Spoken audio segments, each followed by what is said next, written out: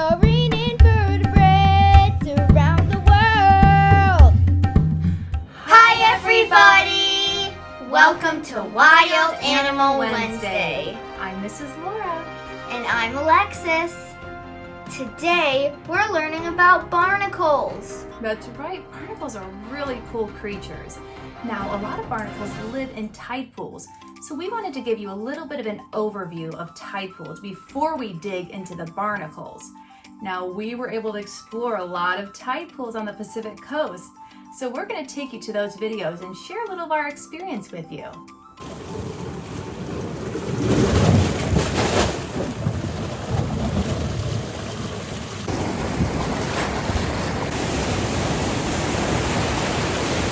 The tide pools of the Pacific Northwest are truly amazing habitats to explore, abounding full of life like Pacific blue mussels, both acorn and gooseneck barnacles, aggregating anemones, giant green anemones, and ochre sea stars.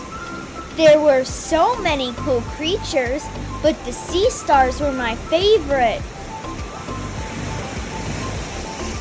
There may have even been a mermaid or two.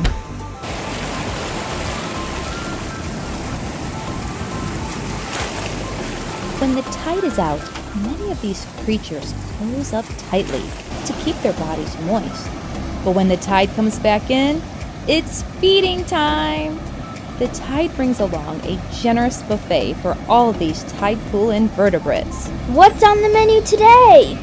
How about some yummy, fresh plankton? Blech. The land at the edge of the ocean is called the seashore. Each day, ocean waters move onto and away from the shore. The regular rise and fall of the ocean waters on the seashore is called the tide. When the tide is high, water rushes in. Much of the seashore is covered with water. When the tide is low or out, water moves away from the shore.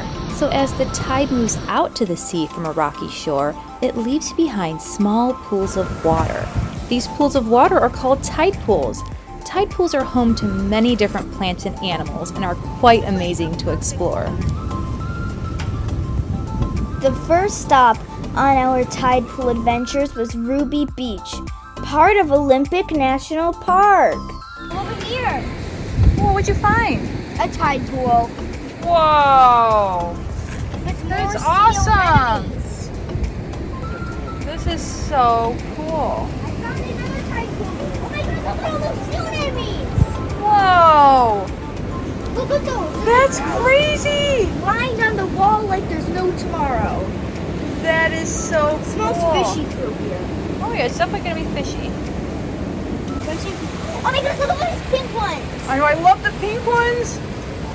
Those are Tell you what, really Mommy, pretty. If you get them starfish. What is it? Starfish? Oh look! That's really pretty how it's right next to the anemone like that. That'd be a good picture. Yeah, I think I will take a picture. Look at this little pink one that's got like just a baby pink one. Starfish. Look, there's orange and purple starfish here. See?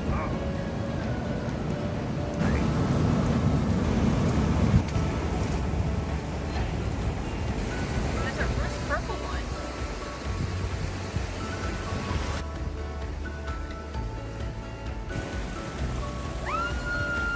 The tide is coming back in.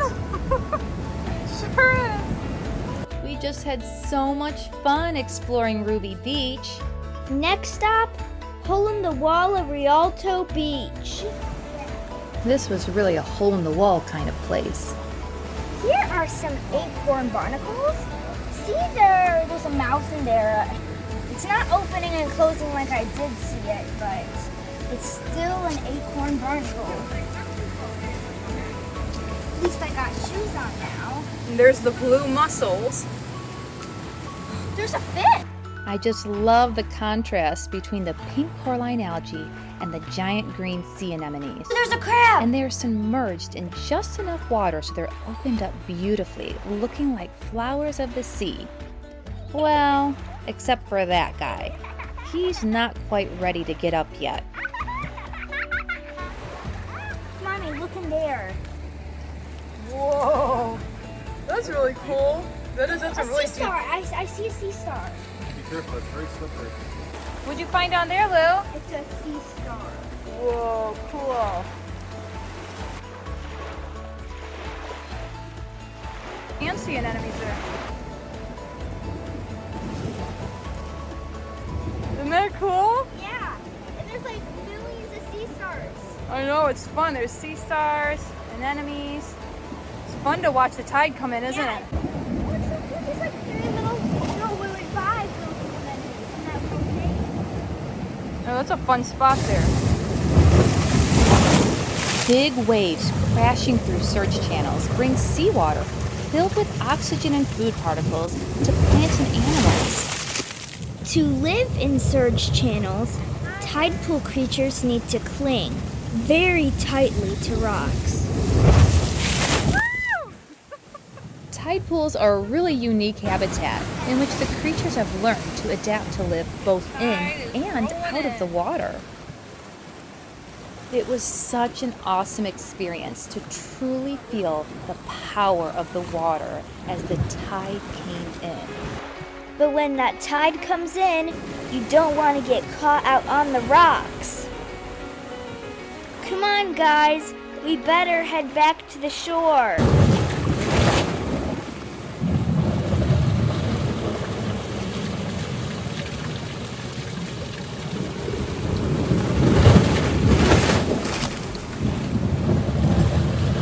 Like a city filled with apartments and people, a tide pool is crowded with layers of life.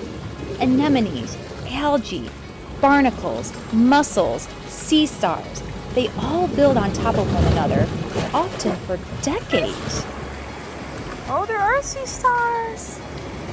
I like the term sea stars better than starfish. Yeah, it's kind of a cool term, isn't it? That is really cool down there.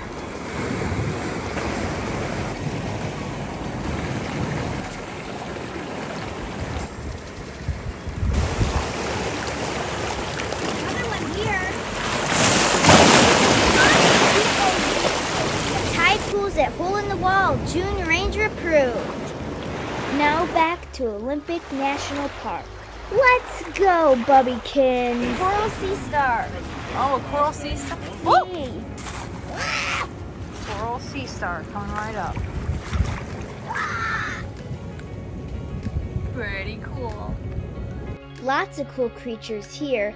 Thatched barnacles, aggregating anemones, California mussel, and gooseneck barnacles.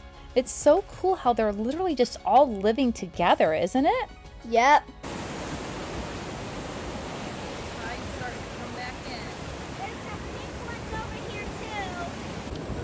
Heart-shaped blue mussels.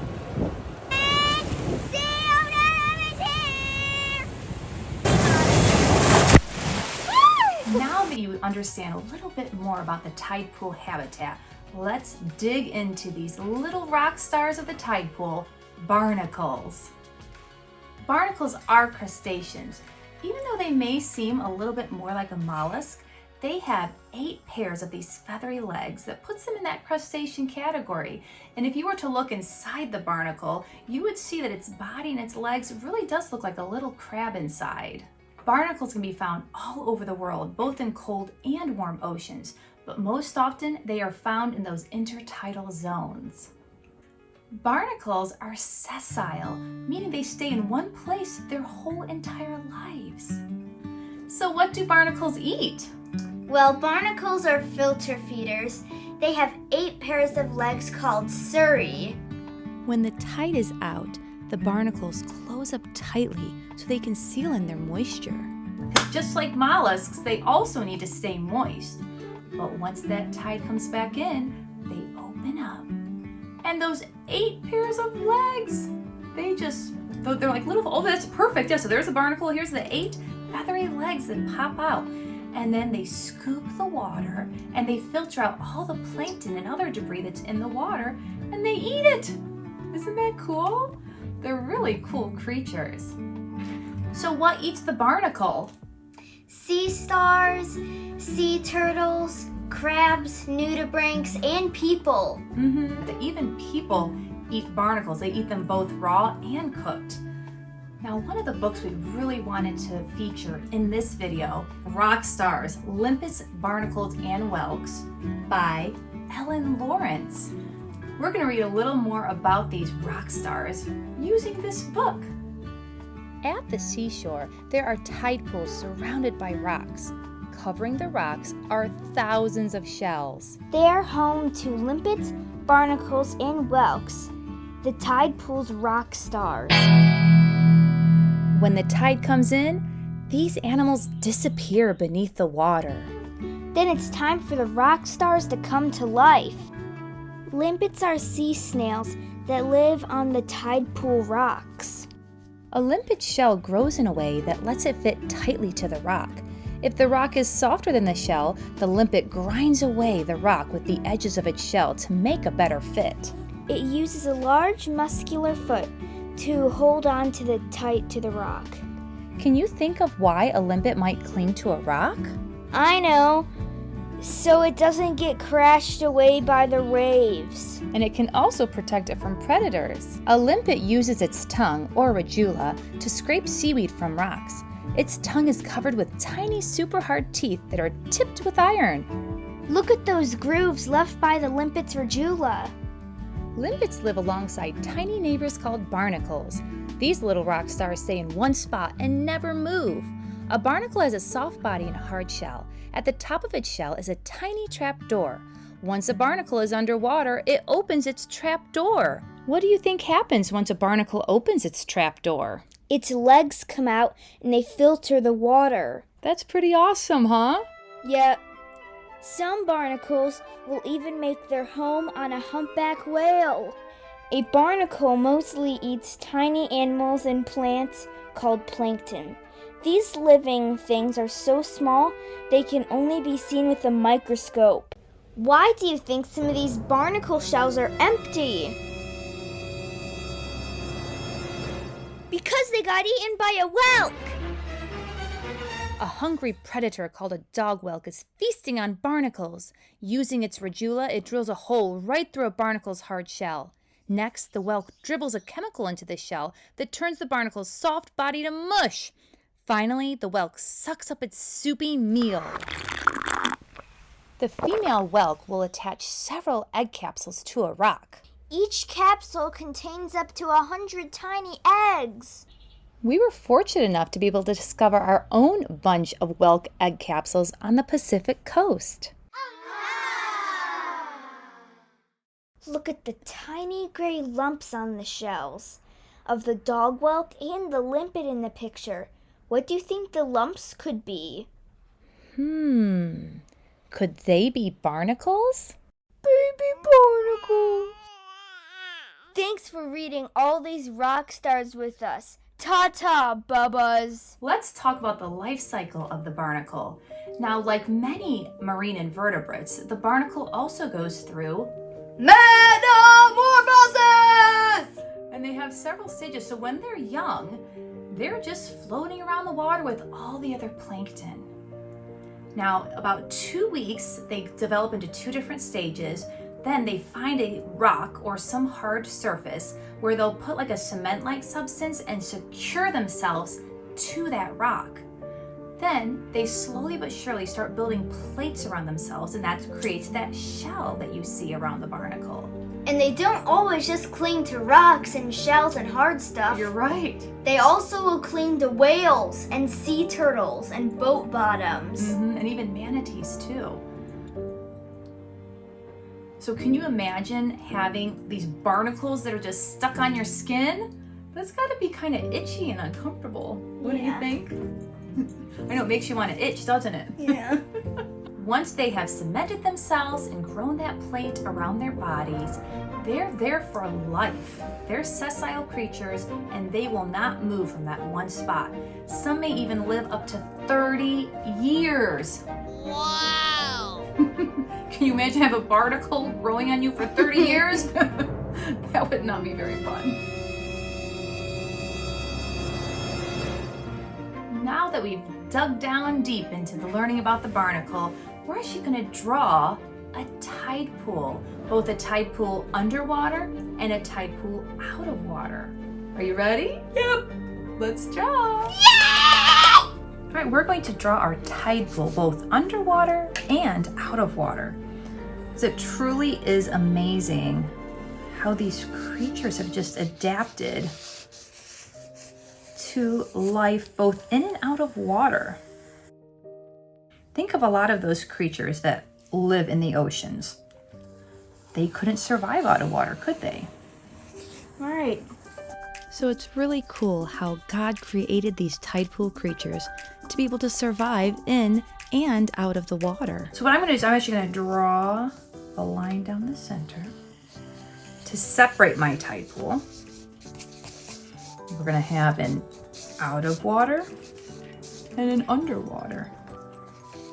So there's my water line, so you can see this is high tide. The tide is full there. This is a low tide, and we're only gonna have just a little bit of water at the bottom here. So let's start with our anemones. They're really fun. When anemones are out of water, they close up tightly. They kind of look like little mini rings or mini donuts.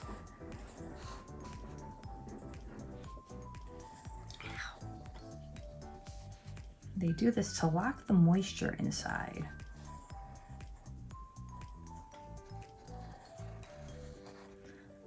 Now mixed in with these anemones, we're also going to draw some chitons with their plates. So it's really cool as you're looking at all of these intertidal creatures, as they all kind of just blend and mesh together. There's some chitons. Also going to draw barnacles. We'll have some gooseneck barnacles. There are kind of two main kinds of barnacles. There are gooseneck barnacles and the acorn barnacles.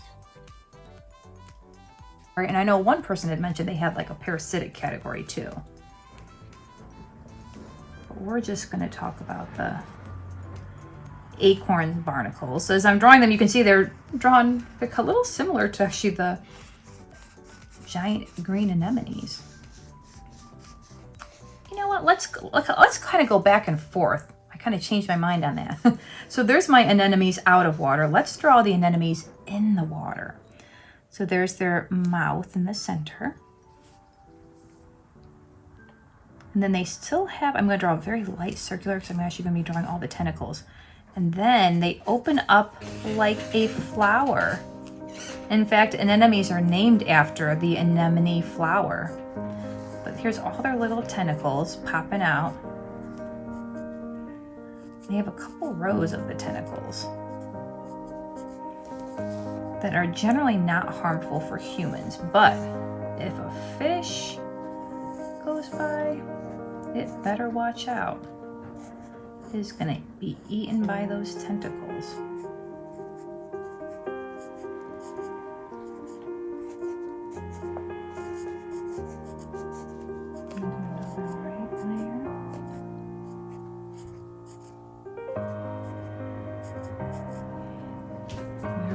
So I'm just going to draw a couple just to show kind of the difference between the closed up anemones and the opened up anemones. Now the barnacles are quite interesting in that they kind of come out a little bit. So they kind of open up like it kind of reminds me of a tulip, honestly. So it's a little bit like of a volcano with a tulip inside. That's a better one than this circle one. So again, you're kind of drawing like an open volcano and like a little tulip inside. And then what I'm going to do is I'm actually going to take this, since we're focusing on barnacles, I'm going to take this drawing and draw it even closer up here. So here's the close-up of the open barnacle. So it has its plate that it grew when it finally glued to its spot that it was going to stay for the rest of its life. So there's the plates. And then inside, barnacle, like I said, it kind of looks like a tulip, like an open tulip. And then remember, it has the 8 pairs of legs, meaning that there are 16 legs. So let's see if I can get all 16 legs. And they're kind of curled like this. So I'm gonna kind of draw it, whoops. I'm gonna draw it kind of popping out here. So there's 1. So you probably won't be able to see all 8 pairs because some are gonna be kind of behind there. And then each of those little legs has feathery-like gills for filtering out all the plankton in the water. There. So look how different it looks then when it's closed up over here. When they're closed up, honestly, they almost don't even look like an animal. They just look like they're a rock. So all closed up, you do see the plates.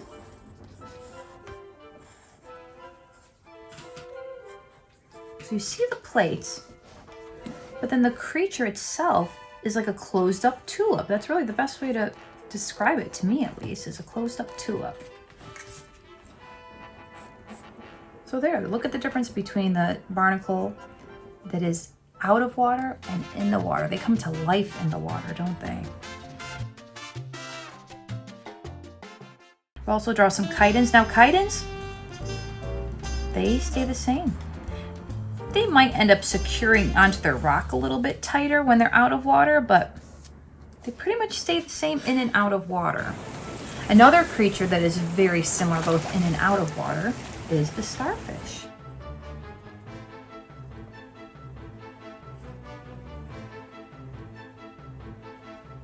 So we'll draw a starfish over there and a starfish over here. Okay, so those are very similar both in and out of water. And now for the Pacific blue mussels. Now, as you can see, when they're out of water, they are closed up tightly. They survive by passing air over their moist gills so they can breathe. They can actually survive up to 21 days out of water as long as it's in moist conditions. Now these mussels, they have byssal threads, and they also use like a cement like glue like the barnacles do to attach themselves to the rock.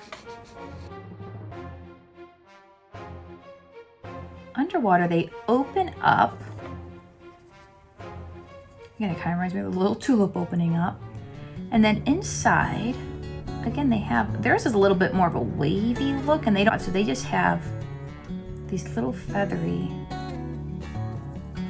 gills on the outside, similar to their feathery gills, but they don't have the legs.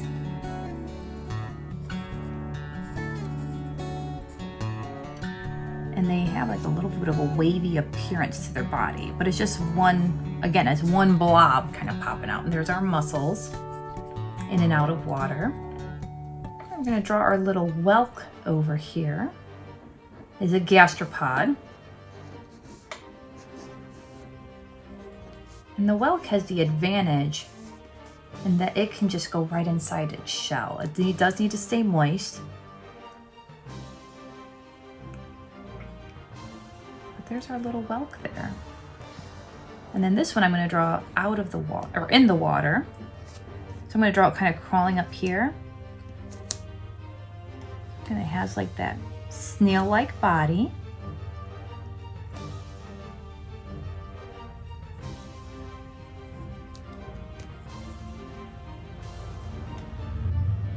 Of course, it's the antennae. So here we have our whelk underwater. There's our whelk kind of just suctioned on to the rock out of water. A limpet is another creature that pretty much looks the same, doesn't it? We're gonna make a keyhole limpet that has like the little hole on top. So there's a few limpets. All right, we'll just have regular limpets. And they're the same, in and out of water. They're just a gastropod that suctions onto the rock. And then they scrape away at all the algae on the rock. Now there are many other creatures that we could draw, but I just wanted to give a little of a variety of some of the creatures we saw while we were tide pooling. And again, focusing on those barnacles. So let's go ahead and label all our creatures, all right? So this is the out of water side. All right, so here is my out of water side. Out of water. And then this is my in the water side.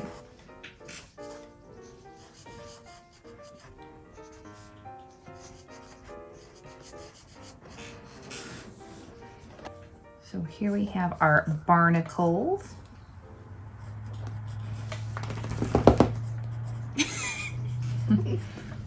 There's little bubs flopping around. There's the barnacle. And I think over here we'll label the different parts of the barnacle. There are his legs. Remember, as they were called cirri. It's spelled C-I-R-R-I. Those are the legs. So we'll put in parentheses legs. And then this part, those are the plates.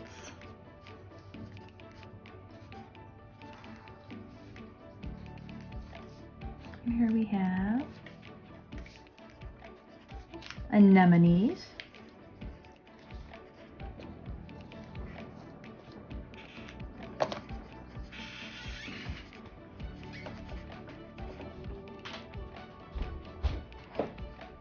Sea star.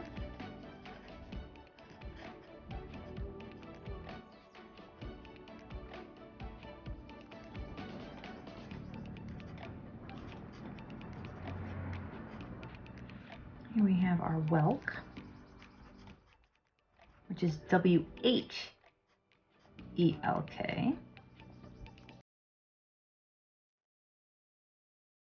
There's a whelk on that side. We have our mussels. And over here, mussels.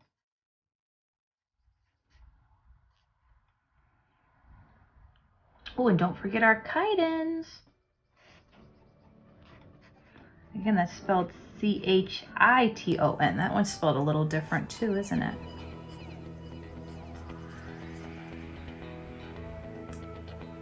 And we need our limpets. And our limpets. And those are all of our tide pool creatures. Let's color!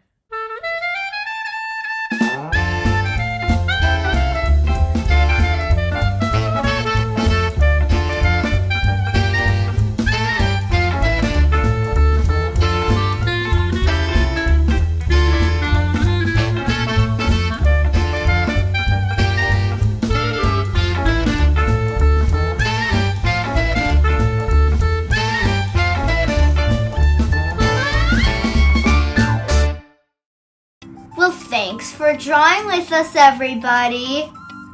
We sure hope you enjoyed learning about barnacles and learning all those amazing little creatures inside the tide pool.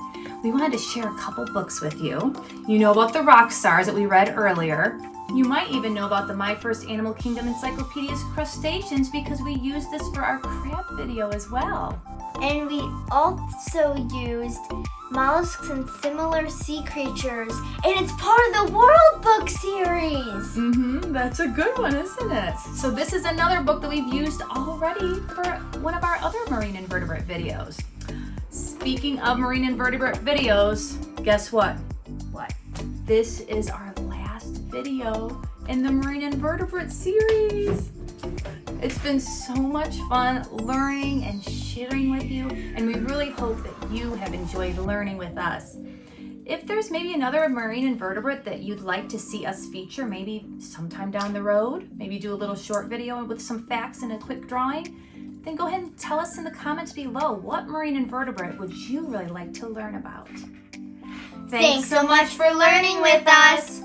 Bye!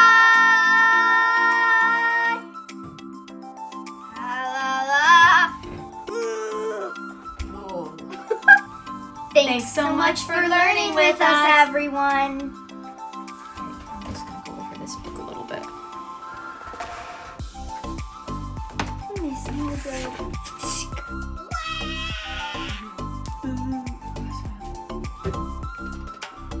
actually, no, we're gonna read